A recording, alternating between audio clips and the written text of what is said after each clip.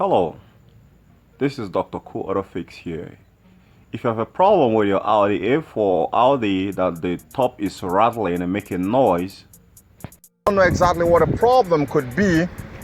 Stay tuned today because I'm going to be showing you exactly what you're going to be doing to get this problem solved. By the way, if you're new to my channel, kindly hit the subscribe button, give me a thumbs up to support me, and when you do that, sit back and relax and let me take you on the road to greatness. Yeah. So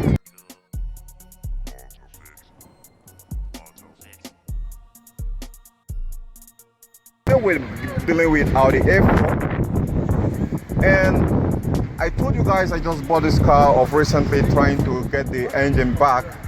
Now I was receiving some rattling noise when the car was going on a high mile, and I couldn't stop because I was ready for anything that's going to happen that very day, and it was making that rattling noise. I couldn't stop. So right now we've taken the engine down. As you can see right here, a lot of things are showing up down right here. You can see the compressor right here and some other things right there that we removed. Now getting to the part where we want to look at to know what the thing is. One last thing before we go over there. If suppose yours was making a rattling noise, and when you stop, let's say you stop and let the engine get cold, maybe you come back the next day and come and start it, it's gonna make the rattling noise first thing in the morning. Then when it made it, it's gonna stop. It's not gonna behave that way again, if that is exactly what the problem is. But when you still drive for a long term and it will start making that noise again, then you want to stick around on this video because I'm not going to be wasting much of your time. So before buying or before going to the shop to go and get any oil pump, I will implore you, this is not going to be an easy thing. You want to do this. You first of all, you're gonna go through here, and if you are in a big shop already, they have to take down this lower beam down. All right, when I take this lower beam down, it has a lot of bolts to it. It has a serious bolt down there, which I can't actually go through right now to show you, but on my own way, I'm not having a very big garage, so I'm doing it the other way around because I'm pretty much about to rebuild the engine, so I'm ready to take the bull by horn. So what I did in my own case, you have to remove the front end and get the engine down. In order to get the engine down, you have to make sure that you lose out the exhaust, like I did in my own case, lose out the 16mm that is holding it here, and this one here that is holding the kickstarter. And when you lose these ones up, then the next thing which you want to be doing is, where did you learn to count? You want to find a jack like this one here, and make sure that you jack the jack from the transmission up so that it will be slightly above this lower beam. When it's slightly above this lower beam, then the engine is ready to come out when all this bolt that is holding the transmission in place. But it's gonna be quite much easier if suppose it's a manual transmission, but if it's automatic, you're gonna be dealing with converter, and if you pull it out straight, it's gonna destroy it. So for manual, as soon as you take the jack like this, as soon as you take the jack and lift it up like this, you are ready to rock and roll, because the next thing you're going to be doing is just to pull the engine out straight.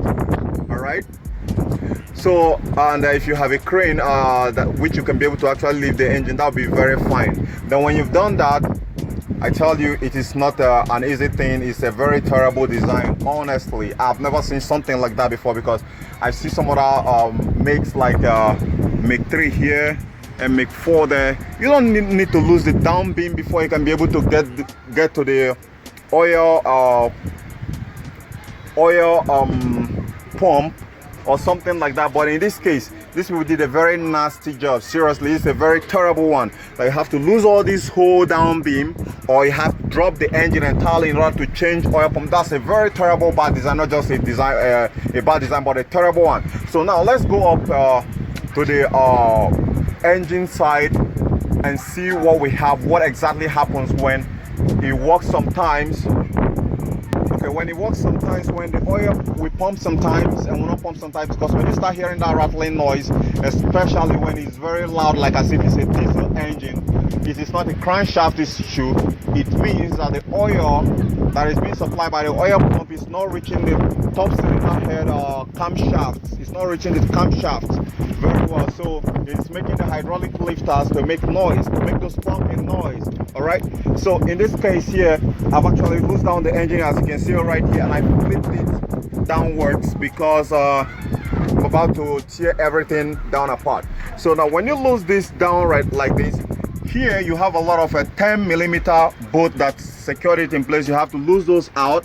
Then when you're done, you need to turn this flywheel. When you turn this flywheel like this, right, you gotta find a notch, I mean a place that is bulged like this. When you turn it, you're gonna be turning it until you find the place where it aligns with the bolt. There is a bolt down there. All right, there is a bolt down there. When you unscrew this one, you want to flip it this other way, turn it anti-clockwise, and lose the other one. You can see it right there. So when you lose that one out, then you have one last two bolts that you need to lose out. You have one bolt right here, which is 16mm, and you have another bolt here that is 16mm. So you gotta lose the two out. When you lose the two out, then you should find something and apply it either from here, or even hold it from this very place, this motor mount here. As soon as you've done that, then you should get it out. All right, and when you get it out, here we go. This is the oil pump. Well, the first thing I want to do here is to inspect if any of this thing is moving, but they are not moving, so which means they are intact. So since they are intact, so what happened? Why is it that this thing is rattling, is not supplying enough oil? Why is it not supplying enough oil? That is what I'm looking out for right now. Okay, I look at this sprocket here. This sprocket is not damaged, the teeth are sharp, and the tensioner, I don't think the tensioner is broken either. It's very, very intact. So what exactly happens? Okay, I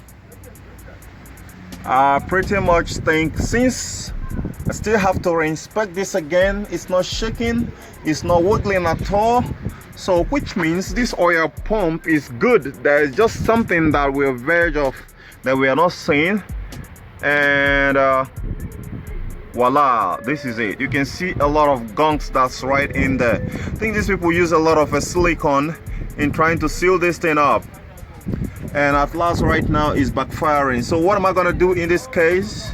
I'm going to be losing this thing out, because this is where the problem is. That is why it will pump in the morning, right, but after sometimes when the oil heats up, or when you press on the gas pedal, this sump will not allow more oil to be drawn inside. You can see that almost 90% of the oil sump is blocked, so it's only using just 2%.